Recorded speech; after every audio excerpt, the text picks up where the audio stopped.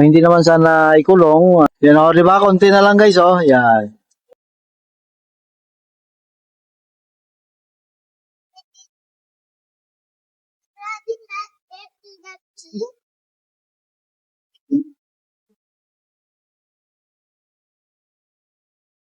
Yan guys, andito tayo sa Pasig River Esplanade, ano.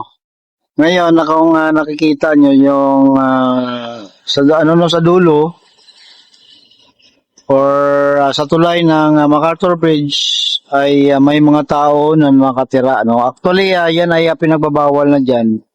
Pero I don't know bakit hanggang ngayon nandiyan pa rin sila.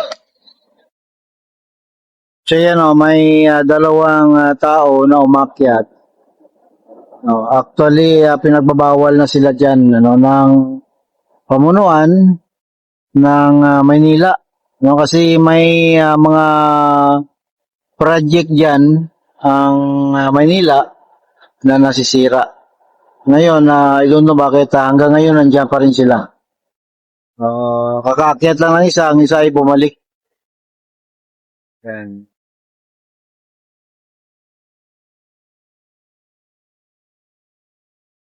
So, grabe no, kawawa din naman ano guys. Kasi imaginein mo no, diyan ka titira sa ilalim ng tulay. So kung sa bahay nyo nga minsan ay hindi ka komportable, how much more kung diyan sa ilalim ng tulay. No. Kawawa din naman sana. Pero minsan kasi may mga project yan na nawawala, so sila ang napagbintangan.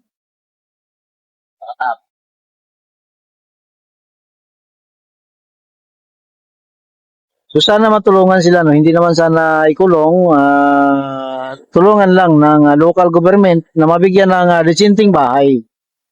Yan naman lang ang matulong sa kanila. So ngayon, dito tayo sa kabila guys, ayan po ang building ng post office, yung main dito sa Maynila. Yan po, ito po ang Pasig River. Ngayon, ang ating pakay ay punta tayo sa Pasig River Esplanade.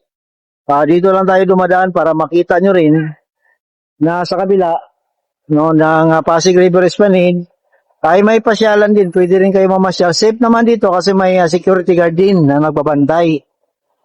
Yan o, may mga kita mo, may nakaupo, nagde-date dito.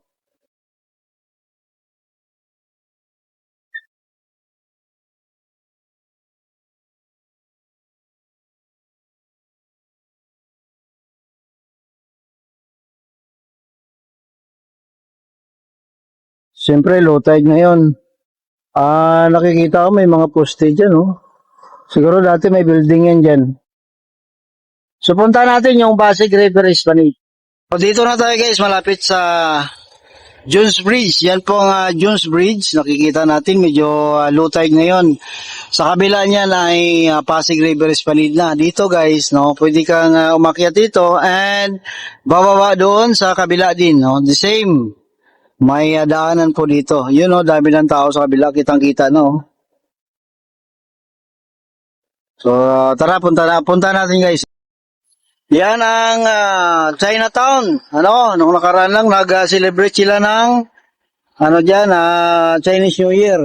Ito po yung Escolta Station, ferry station. May libre po yan pwede kayo sumakay diyan.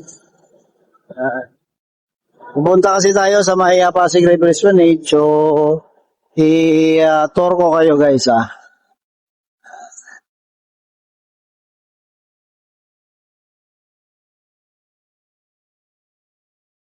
So, pinaganda na rin itong Jones Bridge dati. Pangit dito, no? Nakakatakot. Pero ngayon, wala na. Masaya na.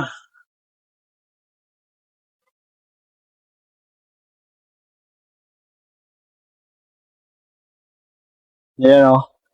So yung mga lantern ng China, mga Chinese nandiyan pa.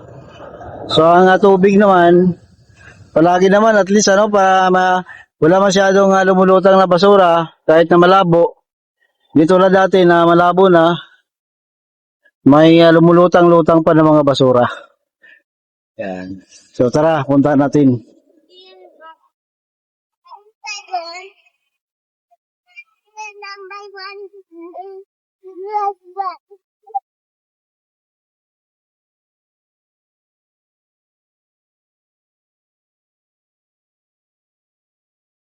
At least okay ito nga Jones Bridge kasi may guardrail ano, sa mga tao. Sa MacArthur Bridge dapat mayroon din ganito eh, no? Sa MacArthur Bridge wala eh. At saka may Center Island pa dun, no? Although sa MacArthur Bridge may Center Island, pero wala siyang mga guardrail. So, ito na yung sabi ko guys, ano, pwede rin kayong bumaba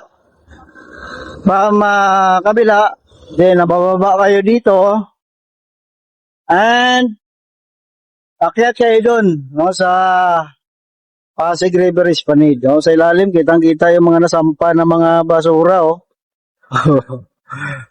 Buti walang nasampa na isda. Fishnet pa naman yan.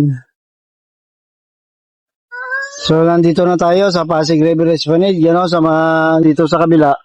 Maraming nagtitinda, no? May bulaklak, no? Mga pagkain, at saka, ano, kung anong pagkain, ano. Yan. Doon tayo kanina dumaan guys, oh, sa may Jones Bridge. So doon tayo kanina sa kabila. So ngayon nandito na tayo sa Pasig River Esplanade. Oh, di ba? Ang ganda, oh.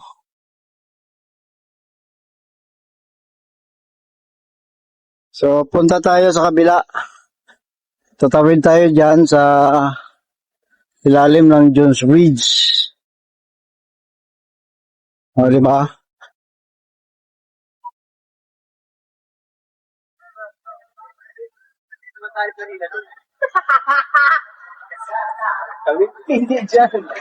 Yun, no.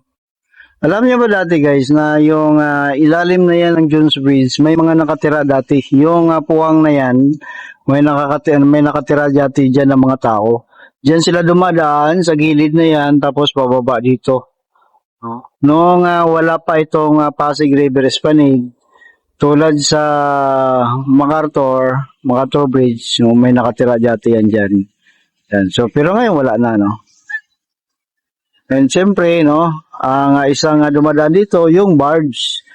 No, bakante pa yan kasi alam niyo kung bakit ganitong oras sila bumaba. Ngayon ay low tide, no. So, kung high tide kasi mataas, untog sila diyan, no.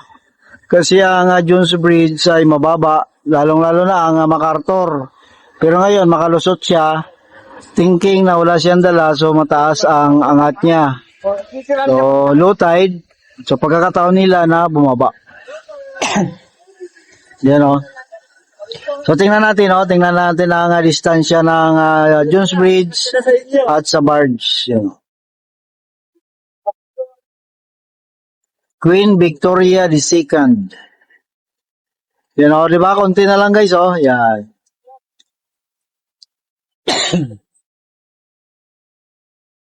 Yan, konti na lang ang diferensya. Or konti na lang ang angat, 'di ba? Or yung allowance. So kung high tide, mauntog na sila diyan. At pag akyat naman nila, may dala sila, and then kailangan high tide din. Kasi kung hindi high tide, pwede naman silang sumayad sa lupa or sa putik sa ilalim. O, di ba? So, kaya ano din dito, no? Sila timing din nila. Ayun.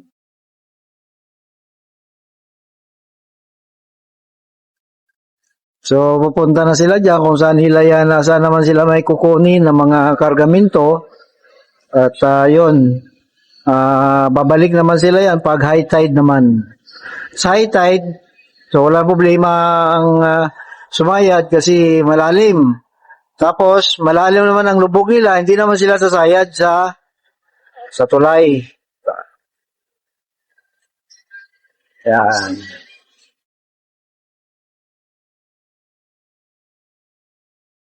So, yan ang update dito sa Pasig River Esplanade, guys. Salamat po. Mag-ingat po tayo.